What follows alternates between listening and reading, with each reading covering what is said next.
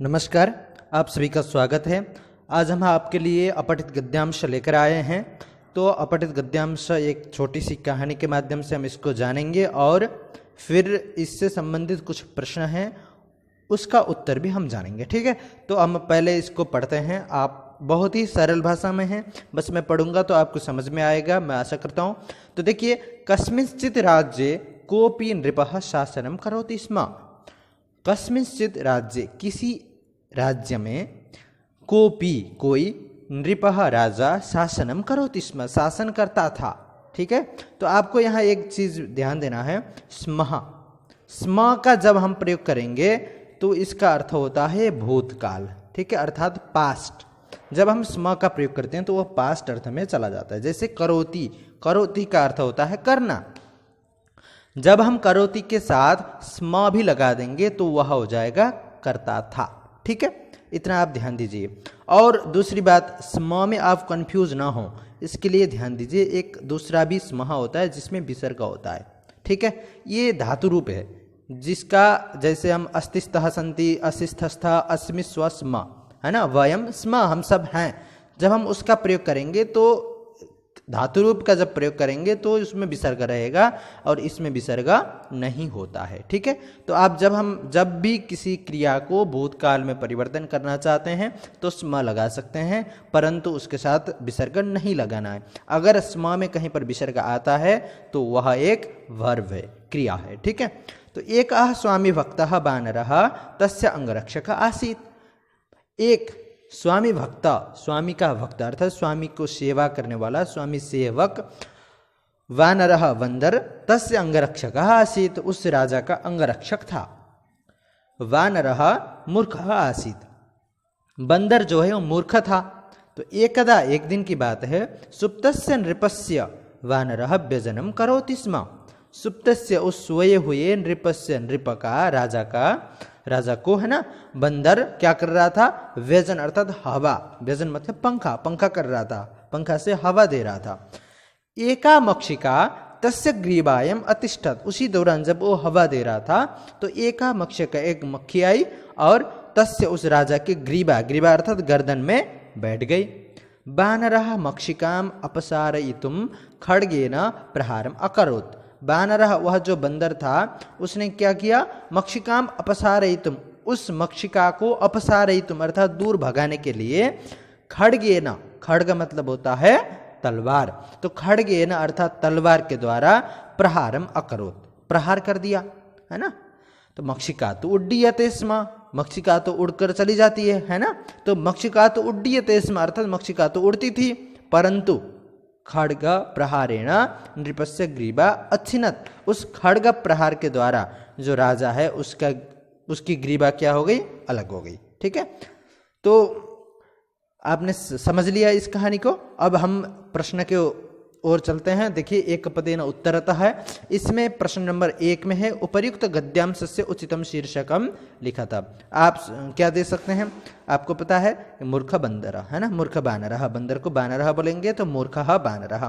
तो बानरः कस्य अंगरक्षकः आसीत्, बंदर किसका अंगरक्षक था, तो एक पद में उत्तर देना है, तो नृपस्य। आपने पहले इसमें पढ़ा था, जैसे एकः स्वामी भक्त वानरः तस्य, तस्य अर्थात नृपस्य, षष्ठी विभक्ति में हमें नृप शब्द को षष्ठी में नृपस्य करके लिखना है। पूर्ण वाक्य न उत्तर दे, पूर्ण वाक्य से उत्तर देना है आपको। देखिए, जैसे मक्षिकाम अपसारयितुम वानरः केन प्रहारम अकरोत्, मक्षिका को अपसारयितुम भगाने के लिए बंदर ने किसके द्वारा प्रहार किया, आपको पता है, खड्गेन, है ना। तो आपको बस, जब आप पूर्ण वाक्य में उत्तर देंगे तो आप एक छोटा सा ट्रिक अपनाइए।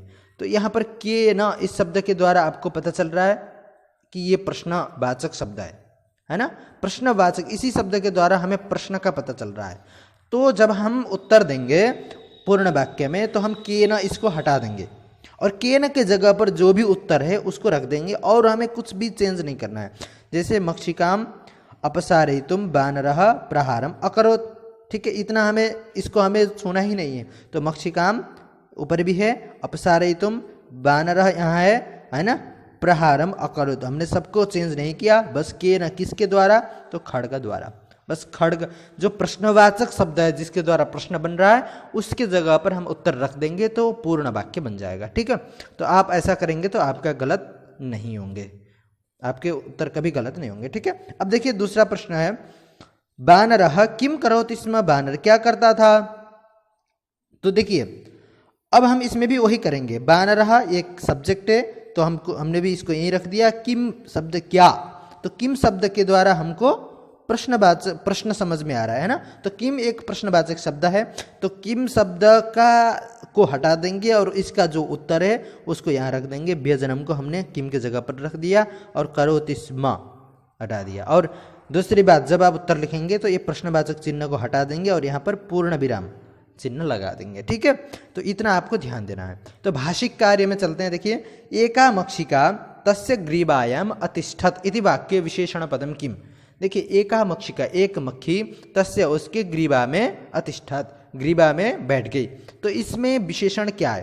तो विशेषण को समझने के लिए हमें विशेष से समझना है। तो विशेषण क्या होता है आप जानते हैं, जो शब्द किसी की विशेषता बताता हो उसको हम विशेषण बोलते हैं, है ना। आप जानते हैं विशेषण अर्थात विशेषता बताने वाला शब्द। जैसे सुंदर फूल, तो फूल कैसा है, सुंदर है, तो फूल का स्वभाव कैसा है, सुंदर युक्त, है ना। तो फूल की विशेषता सुंदर शब्द के द्वारा बताई जा रही है। जैसे लंबा पुरुष, तो पुरुष कैसा है, लंबा है, तो उस पुरुष की विशेषता लंबा शब्द के द्वारा बताया जा रहा है, इसलिए लंबा शब्द विशेषण हो गया। वैसे ही मक्षिका, तो यहाँ पर देखिए मक्षिका की विशेषता क्या है, तो एका, एक है मक्षिका, तो मक्षिका की विशेषता एक शब्द संख्यावाचक विशेषण है। तो एका मक्षिका तस्य ग्रीवायाम अतिष्ठत इति वाक्ये, ठीक है, विशेषण पदम किम, तो एका। ठीक है, हमने एक पदेन उत्तरतः का नियम इसमें लगा दिया। अगर आप पूर्ण वाक्येन उत्तरतः इसको लगाना चाहते हैं तो एका मक्षिका तस्य ग्रीवायाम अतिष्ठत इति वाक्ये एका विशेषण पदम, बस किम को हटा दीजिए। ठीक है, तो एका विशेषण पदम, खत्म। ठीक है, आपका पूरा उत्तर बन गया। तो अब देखिए 6 नंबर का प्रश्न है, एकः स्वामी भक्तः वानरः तस्य अंगरक्षकः आसीत्। एकः स्वामी भक्त वानर, एक स्वामी भक्त वानर बंदर, तस्य अंगरक्षक आसीत् इति वाक्य, इस वाक्य में क्रियापदम किम, क्रियापद क्या है।